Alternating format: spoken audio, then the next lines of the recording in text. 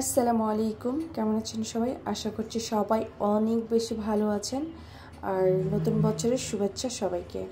এই তো নতুন বছর উপলক্ষে বাসায় আজকে রান্নাবান্নার আয়োজন চলতেছে। গরুর মাংস আলু দিয়ে ভুনা করব, চাল ডাল নিয়ে নিয়েছি, আর এদিকে হচ্ছে 5 রকমের সবজি নিয়ে নিয়েছি। লাটকা খিচুড়ি করব। আর এই তো সব কিছু উপকরণ রেডি করে রাখছি।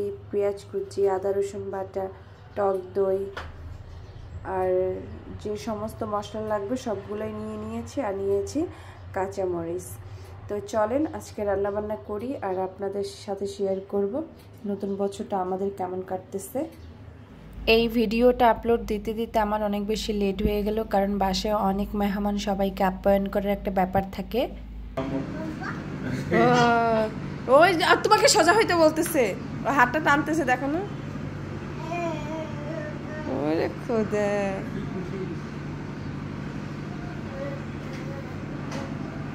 না তা হাঁটো, এক নখ নিয়ে হাঁটো। এই যে এখন হাঁটিবে না। গতকালকে আমার শ্বশুর আব্বা হঠাৎ করে সবাইকে চমকাই দিচ্ছে, উনি না বলে চলে আসছে তার একমাত্র বংশধরকে দেখার জন্য। আসলে নতুন বছর পালন বলতে আমরা সেরকম কিছুই করি না, যেহেতু আমাদের ফ্যামিলিতে এই সেরকমভাবে সেলিব্রেট করে না এই বিষয়টাকে। জাস্ট বাসায় একটু ভালো মন্দ রান্না করে খাওয়া, এইটুকুই। তবে এই যে সন্ধ্যার পর থেকে রাতের বেলায় যে ইয়েটা শুরু হয়, আতশবাজি ফোটানো, অনেক কিছু হই হুল্লোড়, আসলে এই বিষয়টা অনেকের জন্য বিপজ্জনক হয়ে যায়। যেমন গতবার ছোট শিশু কয়েকটা মারা গেছিল, তো ওই বিষয়টা খুবই মর্মাহত, খুবই খারাপ লাগে। আর যেহেতু আমাদের ছোট বেবি আছে বাসায়, তাই আমরা একদমই এগুলো অ্যাভয়েড করব। এটা ভাজা হয়ে গেছে, এখন হচ্ছে আদা রসুন পেস্ট দিয়ে দিব।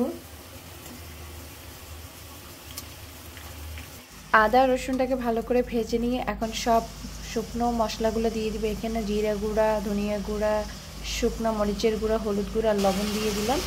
এগুলো এখন বেশ ভালো মতো আর একটু ভেজে নেব। ভেজে নিয়ে তারপরে পরিমাণ মতো একটু পানি দিয়ে দিব। রাঁধুনির রান্নার হাত তখনই ভালো হয় যখন মশলা ভালোভাবে কষাতে জানে। তারপরে এই তো আমার মশলাটাকে ভালোভাবে কষাই নেওয়ার পরে এখন আমি হচ্ছে সব মাংসগুলো দিয়ে দিব। আমি এখানে 1.5 কেজি পরিমাণ গরুর মাংস নিয়ে নিয়েছি। এখন এই তো মাংসটাকে নেড়ে চেড়ে ভালো করে উল্টিয়ে নিব। আর এখন মাংসটাতে পানি দিব না, আগে বেশ কিছুক্ষণ কষাবো।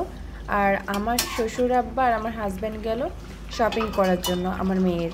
মাংস থেকে বেশ কিছু পানি উঠেছে, আমি কিন্তু এক ফোঁটা এখনও পানি দিইনি। আসলে যে কোনো মাংসতেই এরকম পানি উঠে। তারপরে এই তো এখন আমি দিয়ে দিব 4 টেবিল চামচ টক দই। এই টক দই দেওয়ার ফলে তরকারির গ্রেভিটা যেমন স্বাদ হয়, তেমনি হচ্ছে স্মেলটাও অনেক বেশি বেড়ে যায়। আর একটু বেশি ফ্লেভারফুল হওয়ার জন্য দিয়ে দিলাম কয়েকটা কাঁচামরিচ 2 ফালি করে। এরকম কষানো মাংস চুলোর পাড়ে বসে খাওয়ার মজাই আলাদা। মাংসটা কষানো হয়ে গেছে, এখন আলুটা দিয়ে দিব। আলুটা দিয়ে আর একটু কষাই নেব। আলু একটু বেশি করেই দিচ্ছি, মাংসর থেকে আলুটা খাইতে বেশি পছন্দ করে সবাই, ইভেন আমারও।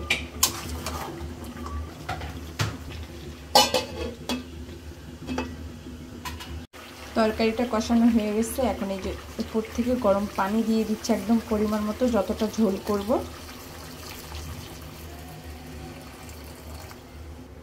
ব্যাস এইটুকু পানি হয়ে যাবে সুন্দর মতো। কালারটা দেখেন, জাস্ট অনেক সুন্দর আসছে।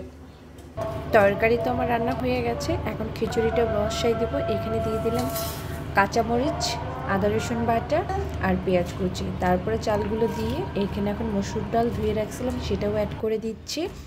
এরপরে যে 5-6 রকমের সবজি কুটে ধুয়ে রেখেছিলাম সেটাও দিয়ে দিলাম। তারপর পরিমাণ মতো হলুদ, লবণ, কয়েকটা হচ্ছে শুকনো মশলা, তারপরে হচ্ছে ধনিয়া গুঁড়া, জিরা গুঁড়া, আর দিয়ে দিচ্ছি সয়াবিন তেল। এখন ভালো করে মেখে চুখে একবারে পরিমাণ মতো পানি দিয়ে দিব।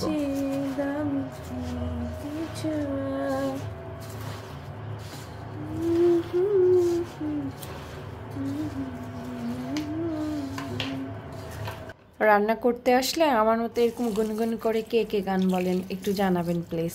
আমার তো মানে মাথা নষ্ট হয়ে যায় রান্না করতে আসলে, তখন কি করি নিজে নিজেই পাগলের মতো এটা সেটা বকে গান বলি। এই তো আমার খিচুড়ির মোটামুটি প্রিপারেশন একদম ডান। এখন হচ্ছে চুলোতে বসাই দিব, হতে থাকবে, আর আমি এদিক বাকি থালা বাসন যেগুলো অপরিষ্কার হয়েছে সেগুলোই হচ্ছে দিয়ে ফেলবো। এখন একটু খিচুড়িটাকে উল্টে পাল্টে নেড়ে চেড়ে দিব, নাহলে আবার তলায় লেগে যাবে, কারণ ল্যাটকা খিচুড়িটা অনেক বেশি লেগে ধরে। আর এই যে দেখেন কি যে কালারফুল হয়েছে, মনে হচ্ছে মানে অনেক বেশি মজা হবে। আসলে আমার নিজের প্রতি একটা কনফিডেন্স আছে না। আর এই যে এইরকমই পাতলা হবে। খিচুড়িটা আমার হয়ে গেছে। এখন উপর থেকে কিছু পেঁয়াজ কুচি আর ধনিয়া পাতা কুচি দিয়ে দিলাম। খিচুড়ির মধ্যে পেঁয়াজ পাতা আর ধনিয়ার পাতা না গেলে কি খিচুড়ির মজাটা পাওয়া যায়? এইদিকে আবার আমার জামাই আর শ্বশুর আব্বা চলে আসছে, ওনাদের কাজকাম বাইরে শেষ, তো ওদেরকেও খাওয়া দাওয়া দিতে হবে, এই জন্য একটু তাড়াতাড়ি করতেছি। এখন এই যে উপর দিয়ে একটু জিরা গুঁড়া দিয়ে দিব, তাদেরকে খেতে দিয়ে আবার পাশের বাসার ভাবিকে একটু খিচুড়ি আর গরুর মাংস দিব, তাদের জন্য রেডি করতে হবে। চলেন এখন খাওয়া দাওয়া করি। আব্বা যেহেতু খেতে বসছে তাই আব্বাকে এখন সেভাবে ক্যামেরার মধ্যে নিব না, উনি আসলে সবসময় পছন্দ করে না, তবে আমাকে কিছু বলেও না ভিডিও করার জন্য। মাশাআল্লাহ আলহামদুলিল্লাহ উনি অনেক বেশি পজিটিভ একজন মানুষ।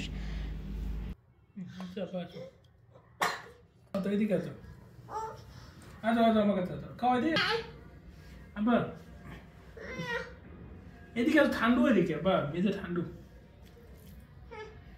নাও খাও।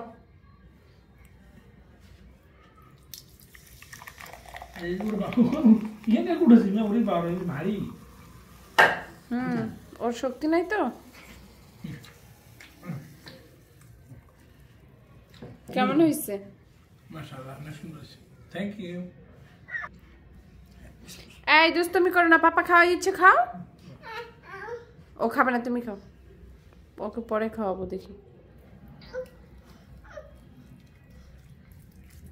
আজকের ভিডিওটা আপনাদের সবার কাছে কেমন লাগলো অবশ্যই কমেন্ট করে জানাবেন, আর আমার পেজটাকে ফলো করে পাশে থাকবেন, অ্যান্ড লাইক কমেন্ট শেয়ার করবেন। আসসালামু আলাইকুম সবাইকে।